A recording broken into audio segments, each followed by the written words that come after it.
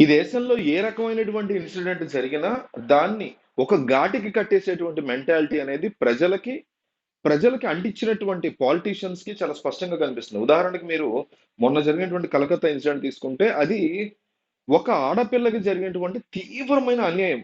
Group of perverts లేదా mafia gang ఆ అమ్మాయిని అట్లా చేశారు. దానికి అందరం కలెక్టివ్ గా పోరాడాల్సి ఉంటది. కానీ కాదు.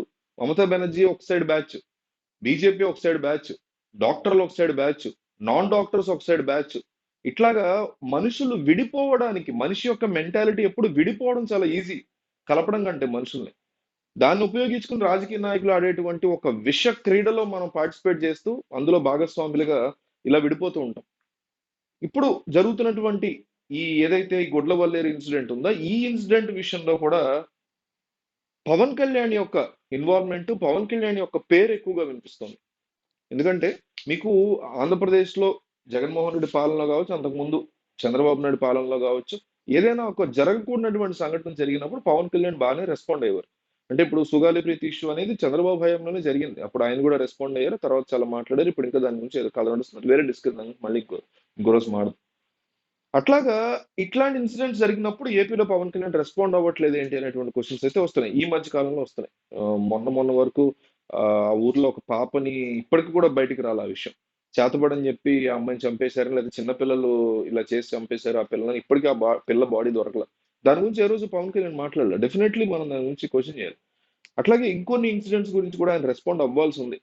ఆయన కేవలం పర్యావరణ శాఖ లేకపోతే ఫారెస్ట్ మినిస్ట్రీయో పంచాయతీరాజ్ శాఖ మాత్రమే కాదు, డిప్యూటీ సీఎం. పైగా అందరూ కూడా పవన్ కళ్యాణ్ అనేటువంటి వ్యక్తిని చూసి ఈ కూటమి గెలిపించినటువంటి వాళ్ళు చాలా మంది ఉన్నారు, అందరూ కాదు. సో ఇది దృష్టిలో పెట్టి నేను డెఫినెట్లీ రెస్పాండ్ అవ్వాలి.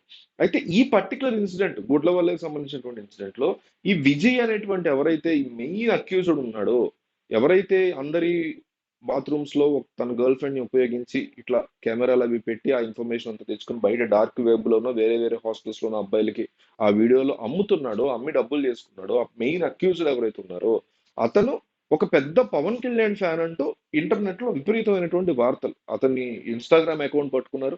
ఆ ఇన్స్టాగ్రామ్ అకౌంట్ లో అతను పవన్ కళ్యాణ్ ఫోటో వెనక అతను కూర్చున్నటువంటి ఒక ఎడిటింగ్ ఫోటో ఉంది. అంటే ఇదే అకౌంట్ అతనిదా కాదనేది వెరిఫై చేయాలి. అంటే చూశాను కానీ పేరు అవన్నీ అవే ఉన్నాయి. చూడడానికి కూడా మనిషి ఒకేలా ఉన్నాడు. బట్ ఎగ్జాక్ట్ గా అతనిదేనా అనేటువంటి ధృవీకరణ అయితే రావాలి. బట్ స్టిల్ ఆడు ఎవడి ఫ్యాన్ అయితే ఉంది. ఇప్పుడు ఆడు జగన్ ఫ్యాన్ అయితే ఏముంది, చంద్రబాబు ఫ్యాన్ అయితే ఉంది, పవన్ కళ్యాణ్ ఫ్యాన్ అయితే ఉంది, ఇంకొక హీరో ఫ్యాన్ అయితే ఎవరి ఫ్యాన్ అయినా సరే ఆడు తప్పు చేశాడు, ఆడికి శిక్ష అదే విధంగా పడాలి. కానీ ఇప్పుడు ఏం జరుగుతోందంటే మీరు అబ్జర్వ్ చేయండి, ఆంధ్రప్రదేశ్లో ఎస్పెషల్ ఆంధ్రప్రదేశ్ తెలంగాణలో 2014 to 19 ఏదన్నా తప్పు జరిగితే ఆడు ఏ పార్టీకి సంబంధించినోడు, జగన్ పార్టీకి సంబంధించినోడు, ఇదిగో ఈ జగన్ పార్టీలో అందరూ ఇంతే. ఆడు టీడీపీ సంబంధించినోడు, టీడీపీ సంబంధించిన అందరూ అంతే. కోడి కత్తి కేసు గుర్తుందో మీకు, జగన్మోహన్ రెడ్డిని పొడిచేటప్పుడు? అప్పటి నుంచి కూడా ఆడు పనిచేసేది ఒక చౌదరికి సంబంధించినటువంటి హోటల్ అనేసి, చౌదరీస్ అంటే టీడీపీ వాళ్ళు చేయించారు. అట్లాగా లేకపోతే చంద్రబాబుకి ఏదైనా జరిగింది అనుకోండి, లేకపోతే చంద్రబాబు సంబంధించి ఏదైనా క్రిటిసిజం వచ్చింది అనుకోండి, వాడు ఏదన్నా ఒక రెడ్డికి సంబంధించిన దాంట్లో ఉంటే తీసుకెళ్లి ఆడిని అటు కట్టేయడం. అంటే ఇవంటే వేరు. ఇది ఏకంగా ఒక ఆడపిల్లలకు సంబంధించి 300 మంది ఆడపిల్లలకు సంబంధించిందే. కోల్కతా కేసు ఒక ఆడపిల్ల జీవితం సర్వనాశనం. ఏ ఏ మనిషి అట్లా చావాలని ఏ మనిషి కోరుకుంటాడు? అంత చావు వచ్చినా కూడా మమతా బెనర్జీ వర్సెస్ మోడీగా మార్చేశారు దాన్ని. ఈ రోజు ఆంధ్రప్రదేశ్ లో జరుగుతున్నటువంటి ఈ 300 ఆడపిల్లలకు సంబంధించినటువంటి వీడియోల గురించి కూడా ఆడు పవన్ కళ్యాణ్ ఫ్యాన్ అనో, లేకపోతే ఆడు ఇంకొకటనో డెఫినెట్లీ వాడి బ్యాక్గ్రౌండ్ ఏదేంటి, వాడి అప్బ్రింగింగ్ ఎట్లా ఉంది, వాడి స్కూల్ టైం నుంచి వాడు అంత నీచంగా ఆలోచించాడా, ఏ పాయింట్ లో వాడు అట్లా చేశాడు, డ్రగ్స్ ఏమైనా తీసుకుంటాడు, ఇవన్నీ కూడా ఆలోచించాలి, చూడాలి. అవన్నీ వదిలేసి ఒక ఘాటికి కట్టేయడం.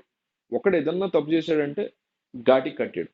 కానీ విక్టిమ్స్ విషయంలో దాన్ని కూడా వీళ్ళు వాడు. ఇప్పుడు విక్టిమ్ ఒక పార్టీ వైసీపీ వాళ్ళు అనుకోండి, లేదా టీడీపీ వాళ్ళు అనుకోండి, జనసేన వాళ్ళు అనుకోండి, విక్టిమ్స్ ఉదాహరణకి వాళ్ళు చిన్న సాఫ్ట్ కార్నర్, వాళ్ళు నా బొంద, వాళ్ళు ఏమి జెండాలు పట్టుకుని తిరగలు ఏమీ చేయరు.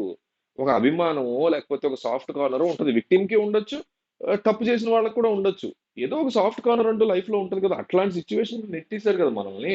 ప్రతి ఒక్కళ్ళు ఏదో ఒక పార్టీ వైపు ఒక మాట సపోర్ట్ గారు, నాకు జగన్ ఇష్టం, అరే నాకు పవన్ కళ్యాణ్ ఇష్టం అనే వాళ్ళు ఉంటారు కదా, చంద్రబాబు ఇష్టం అని ఉంటారు కదా. సో దాన్ని పట్టుకుని అదిగో ఈడు ఆ పార్టీ వాడు అందుకే ఇలా చేశాడు అనేటు, అంటే హోల్ ఇష్యూని డైవర్ట్ చేయడం ఇది కంప్లీట్ గా. అటు పవన్ కళ్యాణ్ ఫ్యాన్ అయినా ఇష్యూని ఎట్లాగా డైవర్ట్ చేస్తున్నారు, జగన్ ఫ్యాన్ అయినా చేసేవారే. చంద్రబాబు ఫ్యాన్ అన్నట్టు ఫోటోలు వెనకాల ఉన్నా, లోకేష్ ఫోటోలు ఉన్నా వెనకాల చేసేవారు. రేవంత్ ఫోటో రేవంత్ బద్నాం చేస్తారా? ఏమన్నా అర్థం పడుతుంది? ఆడు చేయడానికి దీనికి ఎటువంటి సంబంధం లేదు. వెనక జగన్ ఫోటో ఉన్నా, చంద్రబాబు ఫోటో ఉన్నా, పవన్ కళ్యాణ్ ఫోటో ఉన్నా ఇదే వర్తిస్తుంది. ఒక మనిషి యొక్క పెర్వర్ట్‌నెస్ కి, ఒక మనిషి చేసినటువంటి దారుణమైనటువంటి తప్పులకి వాళ్ళు అభిమానించేటువంటి వాళ్ళు ఏ రకంగా బాధ్యులవుతారు? ఎంతవరకు బాధ్యతులవుతారు? అనేది మనం ఆ వ్యక్తి తాలూకా డీప్ థాట్స్‌ని మనం స్టడీ చేయగలిగితే, ఆ రకమైనటువంటి సైకిక్ మెంటాలిటీస్‌ని బయటికి తీసుకురాగలిగితే డెఫినైట్‌లీ పవన్ కళ్యాణ్ ఇన్‌ఫ్లూయెన్స్ ఉందంటే డెఫినైట్‌లీ దాన్ని కూడా మనం యాక్సెప్ట్ చేయాలి. అప్పుడు మనం పవన్ కళ్యాణ్‌ని క్వెషన్ చేయొచ్చు. ఖచ్చితంగా. అప్పుడు జగన్‌ని మనం క్వెషన్ చేయొచ్చు. అప్పుడు చంద్రబాబుని మనం చూడండి మీ బిహేవియర్ వల్ల ఇట్లాంటోళ్ళు తయారవుతున్నారు అనేటువంటిది డెఫినైట్‌లీ మనం స్టేట్ ఔట్ చేయొచ్చు. ఎప్పుడు చేయగలుగుతాము? దాని మీద ఒక సైకియాట్రిక్ స్టడీ జరగాలి. నేను ఇదే చెప్తా. ఒక రేపిస్ట్ దారుణమైనటువంటి ఇప్పుడు 'నిర్భయ' రేపిస్ట్ కావచ్చు, మొన్న జరిగినటువంటి ఇది కోల్‌కతా ఇన్సిడెంట్ కావచ్చు, ఆ వ్యక్తి గనక దొరికితే వాళ్ళని ఉరి తీస్తాం, చంపేస్తాం. ఓకే. డెఫినైట్‌లీ అదొక పిచ్చి కుక్క. ఆ పిచ్చి కుక్కని ఖచ్చితంగా నాశనం చేయాలి. ఆ పిచ్చి కుక్కని చంపే ముందు, ఆ పిచ్చి కుక్క ఎంతమంది జీవితాలను నాశనం చేస్తున్నది, ఒక జీవితాన్ని సర్వనాశనం చేసినప్పుడు, దాని రూట్ కాజ్ ఏంటి? ఆ పిచ్చి కుక్క ఎందుకు అట్లా తయారైంది? దాని వెనక ఉన్నటువంటి కథ ఏంటి? కమామిషి ఏంటి? ఏ రకమైనటువంటి మెంటాలిటీతో ఎదిగింది ఆ పిచ్చి కుక్క అనేది తెలుసుకుంటే రేపొద్దున ఇంకో పిచ్చి కుక్క రాకుండా ముందే జాగ్రత్త పడతాం. మన ఆడపిల్లల్ని కాపాడుకుంటాం. ఇది మానేసి మొత్తం వ్యవహారాన్ని ఒకవైపే తోసేటువంటి మెంటాలిటీలోకి వెళ్ళిపోతున్నారు జనాలనేది ఒక బిగ్గెస్ట్ బెంగ కింద అనిపిస్తుంది నాలంటోళ్ళకి. అలాగే ఈ అంశంలో ఖచ్చితంగా పవన్ కళ్యాణ్ రెస్పాండ్ అవ్వాలి. వీలైతే రావాలి. ఇప్పటివరకు హోమ్ మినిస్టర్ ఈ వీడియో చేసే టైంకి 1:30 అవుతుంది. ఇప్పటివరకు హోమ్ మినిస్టర్ రాలేదు. వచ్చి అక్కడ స్టూడెంట్స్‌తో మాట్లాడాల్సిన బాధ్యత ఆవిడకుంటుంది. అట్లాగే నారా లోకేష్ ఆయన ఎడ్యుకేషన్ మినిస్టర్ మరి ఆయన కూడా రావాలి. వచ్చి ఈ పాటికి ఆళ్ళతో మాట్లాడి ఉండాలి. ఇదంతా కూడా ఎందుకు చేయట్లేదు? ఎందుకు జరగట్లేదు అనేది ప్రశ్నించాలి. ప్రశ్నిద్దాం. క్వెషన్ చేద్దాం. రేపొద్దున ఏదైనా జరిగినా దాని మీద కూడా మనం అప్డేట్ తీసుకుందాం.